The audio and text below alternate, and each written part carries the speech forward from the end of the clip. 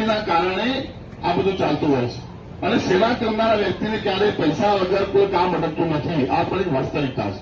પણ કરવાનો મનમાં દ્રઢ વિશ્વાસ જોઈએ. એટલે કહેવાનું છે કે ભાના બનવું જોઈએ. વ્યક્તિએ માણસ બને, માણા બનવાનો પ્રયત્ન કરે ત્યારે આ બધું સમજાય. તો એક દુકાન ઉપર એક શેઠ બેઠા હતા. એક ગરીબ વ્યક્તિ આવીને કીધું, શેઠ પાણી પાવો ને. ત્યારે કીધું કે માણસ ના આવે, માણસ આવે પછી તમે પાણી પાવું. એમ કરતા કરતા બે ત્રણ વખત પૂરી વાત થઈ. પછી પેલા ગરીબ એમ કીધું કે શેઠ એક કામ કરો ને, થોડીક વાર તમે માણસ બની જાઓ અને મને પાણી પી દો. તો એક સમજવાની વાત છે કે માનવ બનવા માટે પોતાના અંતરાત્મામાં ખોજ કરવી પડે, પોતાની જાતને પૂછવું પડે કે મારે શું કાર્ય કરવાનું છે. એટલે આજના સમયમાં પોતાનું તો કરીએ જ છીએ, પોતાના જીવનની જવાબદારીઓ, પરિવારની જવાબદારીઓ, સામાજિક જવાબદારીઓ, એ જવાબદારીઓ કરતા કરતો આપણે બીજા માટે શું કરી શકીએ.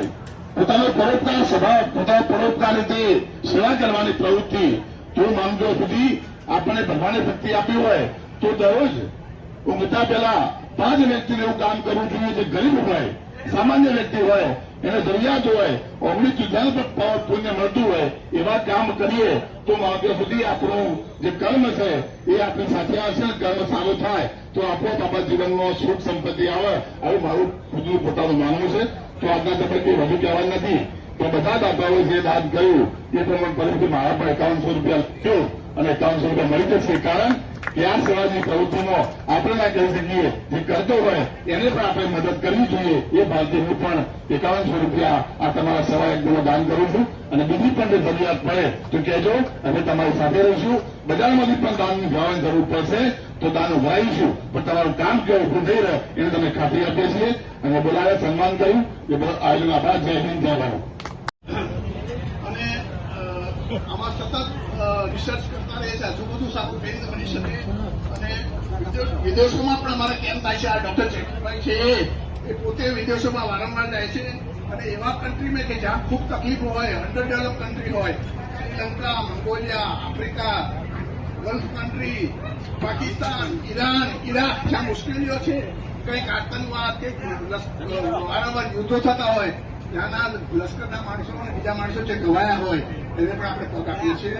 અને હમણાં છેલ્લે તો એક બહુ સરસ કામ થયું છે કે દાંતીવાડામાં જ્યાં નક્સલવાદીઓ ખૂબ છે, ખૂબ તકલીફો, જ્યાં માણસો જતા, આપણા જેવા માણસો તો જતા ડરે, ત્યાં જઈ જ ના શકે, ત્યાં અમારી ટીમ ત્યાં ગયેલી જયપુર પૂરતી અને ત્યાં જઈને કામ કર્યું છે. સરકારે પણ ખૂબ અમને અભિનંદન આપેલા છે અને સક્સેસફુલ કામ દાંતીવાડા અમે છત્તીસગઢમાં કરેલો છે. અમારી ભારત સરકારે અમારી સાથે એમઓયુ કર્યું છે. સરકાર પણ અમને સપોર્ટ કરે છે અને અમારું કામ સરસ રીતે અમે કરી શકીએ, વધુમાં વધુ સેવા કરી શકીએ એવા તમારા આશીર્વાદની જરૂર છે. અને અમે તમને વિશ્વાસ આપીએ છીએ કે આજે જે બી કામ થશે અને ભવિષ્યમાં પણ જે જરૂર હશે અમારી ટીમ એકદમ સક્ષમ છે. અમે તમારી સાથે છીએ. ભગવાન સૌનું ભલું કરે.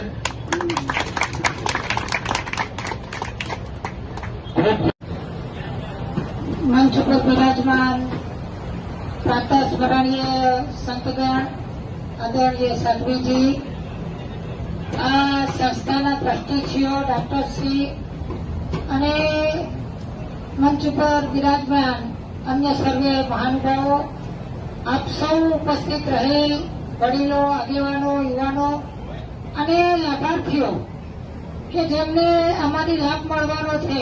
અને ખરી વાત તો પરેશભાઈ ભવાની એન્જિનિયરિંગ વાળાએ જે આખું ઓર્ગેનાઇઝેશન કર્યું છે, પરેશભાઈ અને એમના પરિવારે, એમને તો ધન્યવાદ આપવા ઘટે છે. કારણ કે અત્યારના સમયમાં કોઈને કોઈના માટે સમય હોતો જ નથી, કોઈ કોઈના માટે ઊભું રહેતું જ નથી.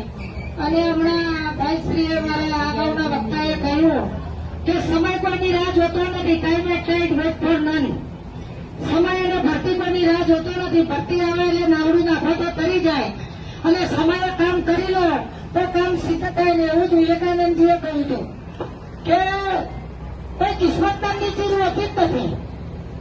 તમે તક અને તૈયારી, તક આવે અને તૈયારી કરી લો અને એને વધાવી લો તો તમે સક્સેસ થાઓ, તો તમારું કિસ્મત બન્યું કહેવાય. પણ એમાં માથું બદલાવવા જાઓ અને અંદાજત કરવું કે ના કરવું, કરવું કે ના કરવું, એનો અવધારમાં કોઈ ના રહેતા. નહીં પડે તે માસુક મારીને દેખાડ આવે આજે પીને સમુદ્રમાં પડ્યા એ જ મોતી અહીંયા ડૂબકીઓ મારે ગોતાખોર અને બાર ઉઠાવવા માત્ર ટીકાઓ જ કરે. આ ટીકાકારોની જમાતમાં ક્યારેય ભળવું નહીં, કારણ કે ટીકાકારોનું કામ જ આ છે. અને એટલા માટે હું આપ સૌને કહું છું કે ધન્યવાદ છે. અહીંના આ 30 જરૂરિયાતમંદ ગરીબ વ્યક્તિઓ હસતા પગે ચાલતા ગયા, આજે પણ આવી ગયા છે. કુલ 150 જયપુર ફ્રૂટ આ 5 દિવસ દરમિયાન મળશે. આ બધા આશીર્વાદ છે. પરેશભાઈને ખૂબ ખૂબ આભાર. બીજી એક બહુ સરસ પ્રવૃત્તિ પરેશભાઈએ ચાલુ કરી છે. દર મહિનાની 30 તારીખે આ જગ્યા ઉપર ગુજરાત કેન્સર મુક્ત અભિયાન અંતર્ગત શ્રી અર્જુન નંદગીરી બાપુ મહારાજ પંચધામ દસનામ જૂના અખાડા એમના સહયોગથી કેમ્પનું આયોજન થાય છે. મારી નજર સમક્ષ અહીં ઘણા બધા કેન્સર લાસ્ટ સ્ટેજના કેન્સરના દર્દીઓ સારવાર થતા મેં જોયા છે. આયુર્વેદ પદ્ધતિથી, સમગ્ર આયુર્વેદ પદ્ધતિથી, અને આનું સંપૂર્ણ શ્રેય હું શ્રી અર્જુન નંદગીરી બાપુને આપીશ કે આપણી ભારતીય પરંપરા પદ્ધતિ આયુર્વેદિક પદ્ધતિથી કેન્સર મટાડે છે. ઇન્ટરનેશનલ યુનિવર્સિટી દ્વારા રિસર્ચ સતત થયા કરે છે અને કેવી રીતના માનવ સમુદાયને વધારે ઉપયોગી થાય એવા સંસ્થાના સતત અમે પ્રયાસો કરી રહ્યા છે. ઘણા બધા જે દિવ્યાંગો આજે આવ્યા છે એ સાંજે 4 વાગે એમના કૃત્રિમ પગ સાથે ચાલીને ઘરે જશે અને આ તમામ કાર્ય માટે શ્રી કિરણભાઈ મોદી સાહેબનો ખૂબ જ સહકાર, પરેશભાઈ દેસાઈ સાહેબ, કનૈભાઈ સતત પ્રયત્નશીલ રહ્યા છે. લગભગ રાત્રે 9 વાગે ફોન કરું કે સવારે 6 વાગે ફોન કરીએ, સતત લાભાર્થીઓના એમના ઉપર ફોન આવે છે અને ખૂબ જ શાંતિપૂર્વક જવાબ આપે, ખૂબ જ શાંતિપૂર્વક એમની સાથે વાત સમજાવે. તો એમના પરિવારનો સંસ્થામાંથી પુનઃ આભાર માનું છું. ધન્યવાદ કરીશું. ખૂબ ખૂબ ધન્યવાદ ડોક્ટર સાહેબ. પરેશભાઈ દેસાઈ દ્વારા અને શ્રી શ્રીમાન બાબુલાલજી લક્ષ્મીચંદ મહેતા પરિવાર ને આ સરસ એક યજ્ઞનું કામ કર્યું છે ત્યારે એમને ખૂબ ખૂબ આપણે અભિનંદન પાઠવીએ અને પરેશભાઈને જેટલા ધન્યવાદ આપે એટલા ઓછા. કેમ કે શ્રી વાત કરી કે ઘણા બધા કેમ્પ કરીએ છીએ, પરંતુ આપણા વિસ્તારની અંદર આ એક વિચાર આવ્યો અને આપણા આજુબાજુના લોકોને આનો લાભ મળે એની ચિંતા પરેશભાઈ અને મેં ટીમે કરી છે, એટલે ખૂબ ખૂબ અભિનંદન આપું છું. પરેશભાઈ છેલ્લા ઘણા સમયથી સેવાની પ્રવૃત્તિ કરે છે, આપણે સૌ જાણીએ છીએ. ને 2 દિવસ પહેલા જ એક નાના બાળકનો એક વિડીયો જોયો, બહુ સરસ એને સંદેશો આપ્યો કે એક વ્યક્તિ હતો એ સંતના જોડે ગયો અને સત્સંગ સાંભળ્યો અને થોડીક વાર સંત જોડે બેસી રહ્યો. એટલે સંતે પૂછ્યું, કેમ ભાઈ? તો કહે, ગુરુજી હું ખૂબ દુઃખી છું, દુઃખનો કોઈ પાર નથી, મેં ક્યારે સુખ જોયું નથી.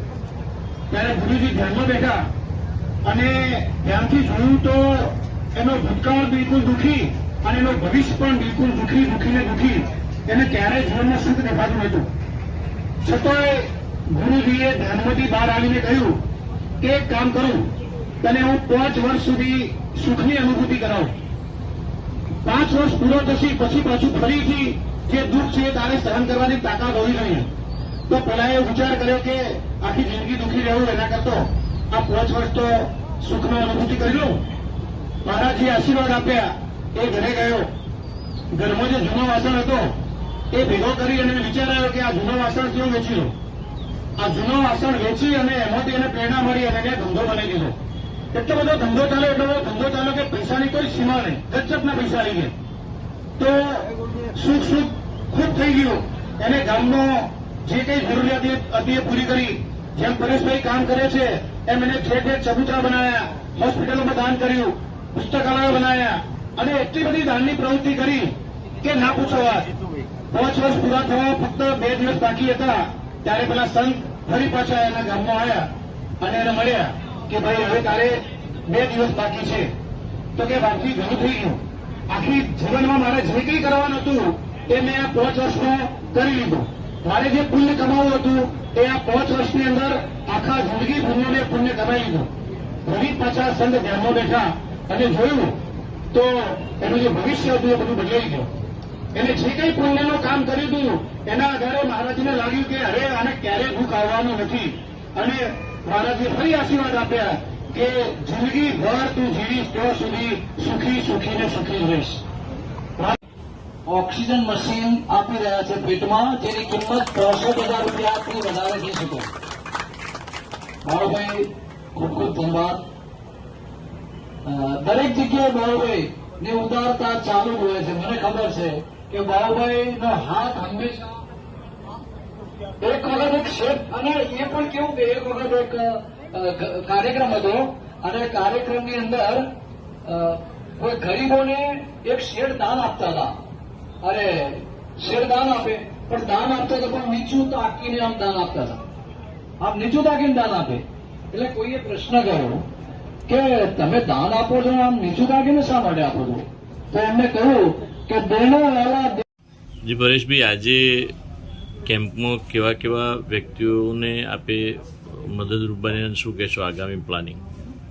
આજના આયોજનમાં અમે બીજા 30 પેશન્ટોને જયપુર ફૂડનું વિતરણ કર્યું. હજુ અમારી જોડે 3 દિવસનો કેમ્પ બાકી છે. જે 150 માણસોનો કેમ્પ કરવાનો નક્કી થયેલો હતો અને શાહ બાબુલાલ લક્ષ્મીચંદ તરફથી આ જે દાન મળ્યું હતું એના આધારે હજુ 3 દિવસ પ્રોગ્રામ ચાલવાનો છે. પરંતુ અમારી જોડે અત્યારે હાલ આજે એ ટ્રસ્ટી અને એના જયપુર ફૂડવાળા બધા માણસો આવી ગયા અને અમારી જોડે હજુ બીજા 100 પેશન્ટ છે. એમને પણ વિનંતી કરી છે અને અમે પણ પ્રયત્ન કરી અને ફરીથી કેમ્પનું આયોજન કરવા માટે પ્રયાસ કરી રહ્યા છીએ.